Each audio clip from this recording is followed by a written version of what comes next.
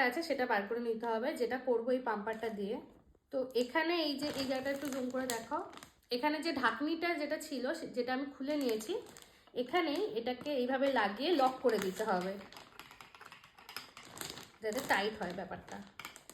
এবারে এইখান থেকেই হাওয়াটা অ্যাকচুয়ালি বার করতে হবে, যেটা কিনা এইভাবে টেনে টেনে করতে হবে।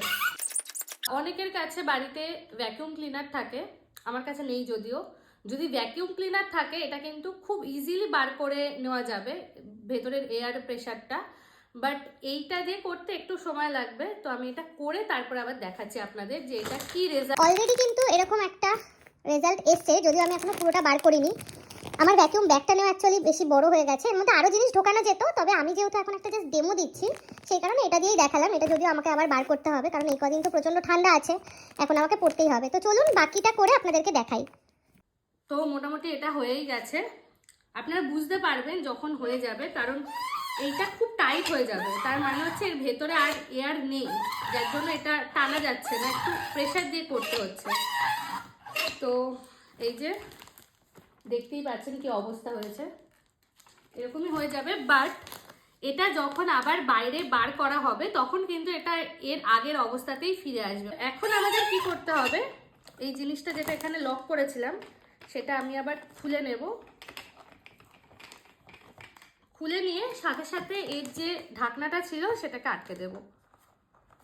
এখানে লেখাই রয়েছে ওপেন ক্লোজ, আপনারা মানে কোন দিকে প্যাচটা দিতে হবে সেটা দেখেই বুঝতে পারবেন। তো এই যে হয়ে গেল আমার প্যাকিং। এই ফাইনাল লুকটা হচ্ছে এরকম, পুরো একদম সলিড এক জিনিস হয়ে গেছে। এখন এটা বাইরে বার করলে কিন্তু আবার আগের অবস্থাতেই ফিরে আসবে। এটা আমি বারবার করে বলছি, হয়তো আপনারা অনেকেই দেখে মনে করবেন যে জিনিসটা আমার নষ্ট হয়ে যাবে, সেটা একদমই নয়। এবার এটা যখন আবার খুলবেন তখন কিছুই না, জাস্ট একটাই কাজ করতে হবে, এটা খুলে এর যে জিপ লকটা রয়েছে সেটাকে ওপেন করে নিতে হবে। যেহেতু এটা আমার ফাইনাল প্যাকিং নয়, আমি জাস্ট ভিডিওটা করবো বলে আপনাদেরকে দেখালাম। তো এই যে দেখাও একটু, এই যে কীভাবে দেখুন আগের অবস্থাতে ফিরে আসছে, সাথে সাথে আমি জাস্ট ব্যাগটা ওপেন করলাম আর সাথে সাথে এটা আগের অবস্থাতে ফিরে আসছে।